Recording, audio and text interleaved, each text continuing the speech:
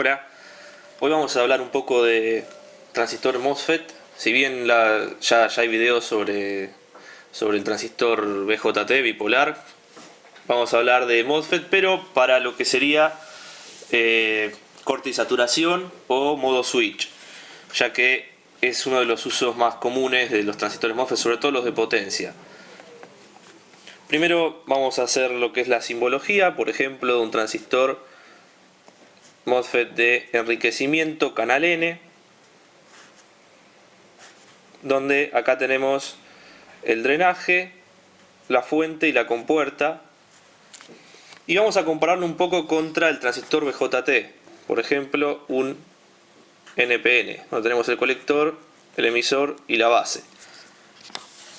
A simple vista podemos ver que en el símbolo ya nos damos cuenta que todos los pines están interconectados, y en el MOSFET tenemos un canal abierto acá. Entonces acá ya nos está diciendo algo. Lo primero que nos dice es que tanto la compuerta como la base, que sería donde nosotros vamos a accionar el transistor, en el MOSFET está separada, está aislada. Esta aislación nos va a jugar a favor para lo que es precisamente aislación en el circuito, pero también nos va a jugar un poco en contra porque funciona como un capacitor. Este capacitor nos va a jugar en contra en el tiempo de la propagación. Como ustedes saben, el capacitor carga y descarga, y esta carga y esta descarga van a jugar en contra cuando querramos hacer, por ejemplo, un tren de pulsos para mover PWM. Si este tiempo es demasiado lento, la señal no va a ser cuadrada, sino que va a tener una pequeña curva que nos va a jugar un poco en contra. Ahora les voy a explicar por qué nos juega en contra la curva, el tiempo de carga y descarga, sobre todo para lo que es corte y saturación. Una ventaja muy grande que tiene contra el BJT es que la impedancia de entrada es muchísimo más alta que la de un BJT.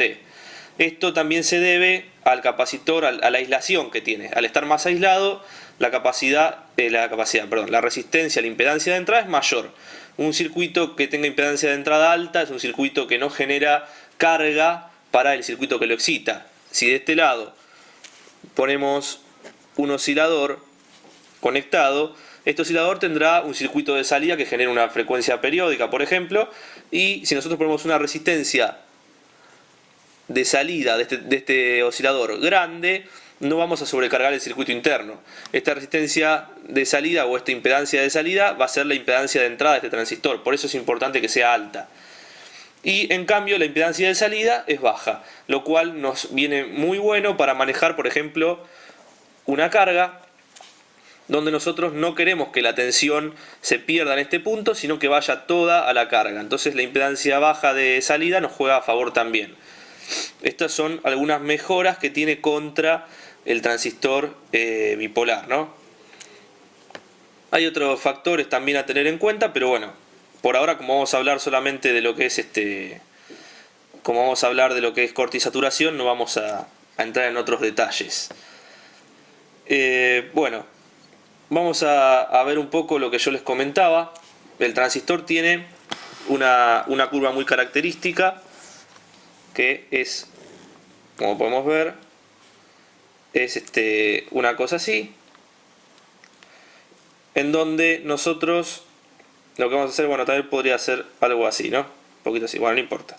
Nosotros tenemos un determinado valor, acá tenemos la saturación, acá tenemos el corte, y acá tenemos una región denominada región óhmica. Región óhmica porque en esta parte se comporta como una resistencia. Acá está la tensión, VGS, y acá está la corriente de drenaje, ID.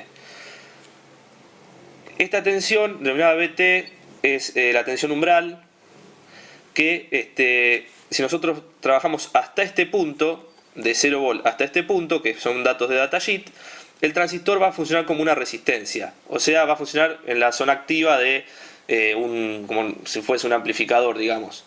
En esta zona el transistor obviamente va a calentar, porque esta tensión, al ser como una resistencia, la tensión que hay entre estos dos puntos, o sea, BDS, va a ser una tensión relativamente alta. Alta para el transistor que, por ejemplo, son 20 volts, o sea. Pero si esta tensión es alta, la corriente que pasa por acá multiplicada por la tensión va a dar una potencia de disipación, entonces va a calentar el transistor. Pero bueno, esto igual es correcto que caliente y demás, y vamos a trabajar en la sección, en la zona óhmica, que es donde funciona como amplificador. Ahora, si nosotros vamos a usar corte y saturación, como en este caso, no nos interesa esto, ya que nosotros vamos a pasar la tensión de umbral y de esta forma el transistor se va a disparar directamente para funcionar en corte y en saturación. Que el transistor se dispare en esta zona de corte y saturación nos garantiza que la máxima tensión la obtenga la carga y no se pierda entre el drenaje y la fuente, y al tener una baja tensión en este lugar, la potencia en este lugar va a ser baja también, entonces el transistor prácticamente no va a calentar. O sea, mientras más alta sea la tensión de compuerta, como pueden ver acá, GDS entre compuerta y fuente, mientras más grande sea esta tensión, obviamente superando la de umbral, menos calor va a disipar. ¿Cuán grande puede ser esta tensión? Bueno, esto también son datos del fabricante, que lo vamos a ver en el datasheet ahora dentro de un ratito. Pero nos va a servir bastante, nos va a ser de utilidad para lo que vendría a ser nuestro corte y saturación, que lo que vamos a hacer es manejar una lamparita que tengo acá, que ahora les voy a mostrar cómo se ve cuando entramos en la región óhmica y cuando pasamos al corte y la saturación. Esto va a ser muy útil para manejar motores y demás, ya que vamos a usar el IRFZ44, que es un transistor que soporta hasta casi 50 amperes, que es un montón de corriente, así que vamos a ver un poco más. Ahora, ya que les expliqué la región óhmica, les voy a explicar otra vez esto, que era la importancia o el problema de este capacitor, ya que al tener esta curva de subida progresiva, como se puede ver acá, que no es una cuadrada de esta forma, esta curva en este sector se va a manejar de forma óhmica. Quiere decir que en esta parte el incremento de tensión debido al capacitor va a hacer que pase por la zona óhmica un instante y llegue a la saturación. Ese traspaso por la zona óhmica va a ser la que lo va a calentar. Entonces, ¿qué tenemos que asegurar nosotros? Que esto sea lo más cuadrado posible, el menor tiempo de propagación del capacitor. Otra ventaja y diferencia con el transistor bipolar es que el transistor bipolar, en función de una corriente, maneja una corriente mayor, y en función de una tensión, maneja una corriente. Es decir, nosotros controlamos corriente mediante una tensión. Estas son diferencias que hay que tener en cuenta. Ahora yo les voy a decir un poco en función del datasheet, qué es lo que a nosotros nos interesa. Vamos acá. Voy a ordenar un poco esto. Bueno, acá tenemos el datasheet, como podemos ver. Lo primero que encontramos, a ver, lo voy a agrandar un poquito. Ahí está. Lo primero que encontramos es que es un MOSFET de canal N, como les decía recién, el IRFZ44, una tensión entre drenaje y fuente, que es lo que yo les comentaba recién, máximo de 55 volt, que en realidad mientras más chico sea, mejor va a ser porque menos va a calentar, por ende nos sirve más para nuestro corte y saturación. Una corriente máxima de drenaje, que es de 49 amperes, una corriente enorme, una potencia máxima de disipación de 110 watts, una temperatura de juntura de unión de 175 grados y una resistencia entre drenaje y fuente de 22 miliohms. Una resistencia que es de 22 miliohms cuando la tensión en la compuerta es de 10 volts. Vamos acá. Acá tenemos lo que es el drenaje, la fuente y la compuerta. Acá tenemos algunos diodos Zener, diodo damper. La tensión que nos decía recién, de 55 volts máximo, esta que está acá, es entre estos dos puntos. Lo mismo que la resistencia RDS es entre estos dos puntos. Entonces, nosotros ahora vamos a ir un poco, encapsulado TO220, como se puede ver acá. Vamos a ver algunos parámetros. Bueno, tenemos lo que les comentaba recién, distintas corrientes a distintas temperaturas, de temperatura ambiente. Entonces nosotros, ambiente no, temperatura del encapsulado. Si nosotros tenemos 25 grados nos drena hasta 49 amperes y si tenemos 100 grados hasta 35 amperes. Esto que pasa acá, de que baja la corriente en función de la temperatura, es porque aumenta la resistencia. Como este transistor puede trabajar como una resistencia, al aumentar la tensión, aumenta la temperatura, aumenta la resistencia y baja la corriente. Es una forma de auto regularse y no quemarse tampoco, ¿no? Vamos a bajar un poco más. Bueno, acá tenemos algo que nos interesa también, que vendría a ser la tensión BT que yo les comentaba de el umbral, que acá fue medida para 1 miliampere y qué sé yo, está entre 2 y 4 volts. ¿Qué quiere decir? Que cuando esta es la tensión que yo les comentaba que el transistor va a empezar a conducir, nos dice que depende del transistor, o sea, típicos son 3 volts, pero no son todos los transistores iguales, eso lo vamos a medir ahora. Hay un valor de tensión que está entre 2 y 4 volts que el transistor empieza a conducir, antes de eso no hace nada. Y cuando nosotros superemos el valor va a funcionar como corte y saturación y va a salir de la zona óhmica, que es lo que a nosotros nos interesa. ¿Cuánta tensión podemos ponerle al gate? Bueno, la tensión máxima que podemos ponerle a la compuerta va a ser de más menos, acá está, más menos B de 16 volts. O sea que entre más menos 16 volts podemos ponerle. ¿Qué quiere decir esto? Si yo voy a trabajar con 12 volts, como se suele usar para muchas cosas, no tengo problema. Yo podría poner la compuerta directamente a los 12 volts y el transistor no se quema ni pasa nada. De hecho va a funcionar mejor porque va a estar, mientras más cerca esté de la tensión máxima de la compuerta, más lejos está de la zona óhmica, por ende menos calienta. Ahora vamos a ver qué más tenemos en las curvas dinámicas. Esto no le vamos a dar mucha bola, pero acá tenemos, por ejemplo, la capacidad de entrada, que son 1.3 nanofaradios. Bueno, estas son velocidades que podríamos calcular para saber el tiempo que tarda el capacitor en cargar y sacar la curva que les mencionaba antes. Pero hay algunos trucos de circuitos que yo les voy a comentar ahora que nos van a servir a que ese tiempo sea el menor posible. Bueno, vamos un poco a ver, vamos a ver las curvas, potencia de disipación. Hay una que me interesa que vean, es esta que está acá. Esta de acá, me interesa que la vean, voy a agrandar un poquito. Ahí estamos. Bueno, esta curva lo que nos dice las capacidades típicas las características típicas de salida, donde tenemos la corriente de drenaje contra la tensión contra la tensión que le vamos a aplicar, por ejemplo, acá al gate, ¿no? VGS que dice acá.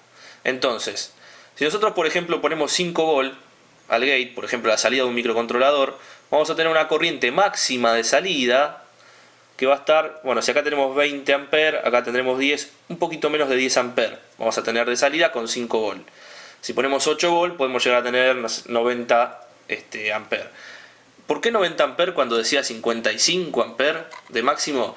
Porque la corriente, no sé si lo dirá este datasheet, porque yo lo he visto en otros, hay una corriente instantánea, una corriente que puede llegar, acá está, esto es lo que le quería mostrar, ahí estamos. Esta corriente, fíjense que dice hasta 160 amperes. Estos 160 amperes dice acá que es en un valor de un pulso de un pico, o sea, en un pico de tensión podemos llegar a los 160 amperes. Entonces, por eso también en la curva nos mencionaba más de 55 amperes. Entonces, a ver, acá estoy tratando de buscar, bueno, no lo encuentro en porque lo que pasa es que cada datasheet te dice un valor distinto de las cosas, lo cual no está bueno, pero de todas formas para lo que nosotros queremos nos va a servir.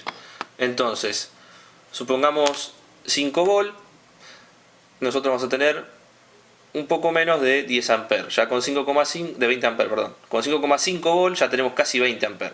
Por ende, si queremos manejar una carga de 50 amperes, que es lo máximo que nos da el transistor, tendríamos que calcular más o menos llegar a los 7 volts para que nos pueda erogar esa corriente. Como vemos acá, lo mínimo que dice la mínima curva está entre 4 volts, o sea que, como nosotros vimos antes que la tensión mínima para que empiece a conducir estaba entre 3 y 4 volts, acá en la curva dice que está sobre 4, o sea que ahora nos vamos a dar cuenta realmente qué es lo que hace y a partir de cuándo empieza a conducir. Yo acá tengo un pequeño circuito muy básico. A ver si puedo traerme todo para este lado.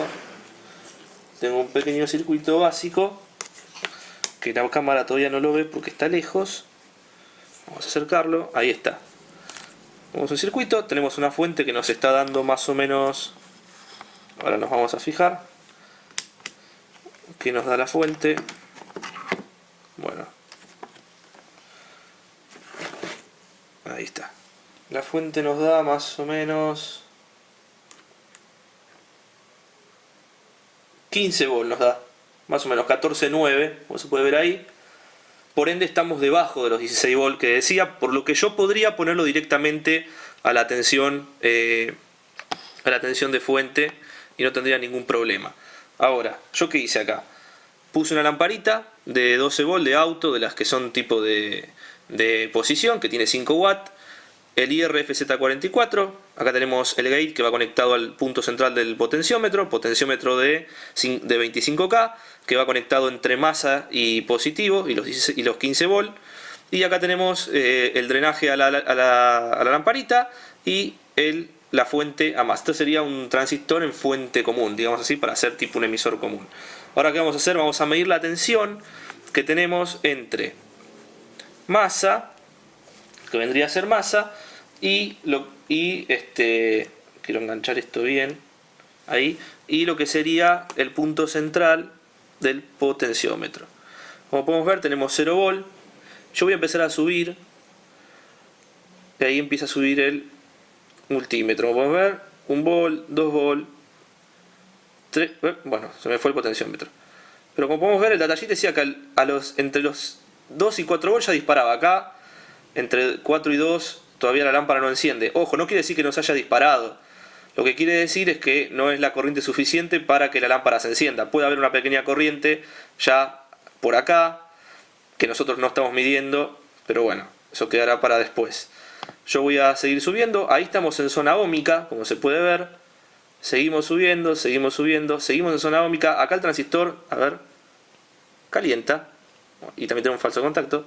Calienta porque está en zona óhmica, pero ahí lo subimos. Como se puede ver, estoy en 5,8 volt. En realidad no se puede ver mucho, ahí está. Bueno, 5,8 volt. Ahí está. Y yo voy a subir, voy a seguir subiendo y esto va a ser lo mismo. Ven, la lámpara no cambia porque el transistor ya se disparó. ¿Qué quiere decir? Que al dispararse el transistor ya se quedó en saturación y no le importa nada. Ahí está. Entonces yo ahora vengo acá de vuelta, toco y está todo bien. Está frío, no pasa nada, que es lo que yo les comentaba recién. Ahora en el gate tengo 13,8 volt y el transistor está completamente disparado. Entonces, como podemos ver, se cumple lo que yo les comentaba recién. Y ahora cuando baje la zona óhmica va a empezar a calentar. Entonces, ya comprobamos el funcionamiento, comprobamos el datasheet también. Recuerden que yo les dije recién que la lámpara no encendía, pero puede que ya esté circulando un poco de corriente debido a que la lámpara no llega a encender por el consumo, pero la corriente puede circular igual. Lo que yo les comentaba recién de cómo hacer para disparar este tipo de transistores, nosotros recién teníamos este circuito, ¿no? Teníamos acá el transistor, una lamparita, teníamos 15 volt, acá teníamos masa y acá teníamos un potenciómetro, también a 15 volt y a masa. 25K. Lo que íbamos haciendo era aumentar este valor, acercarlo a los 15 volt para que acá suba la tensión. Cuando teníamos más o menos 4 volt, la lámpara ya empezaba a encender, entraba como sería la zona óhmica, que es la zona que no nos interesa porque el transistor calienta. Entonces subimos un poco más, llegamos a 15 volt y el transistor estaba completamente saturado y frío, porque yo metí el dedo y no, la verdad que estaba frío. Entonces,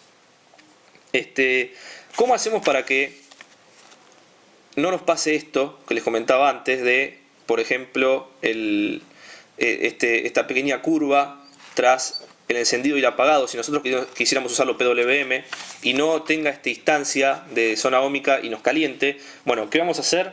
Vamos a hacer un circuito muy simple, que es, antes de poner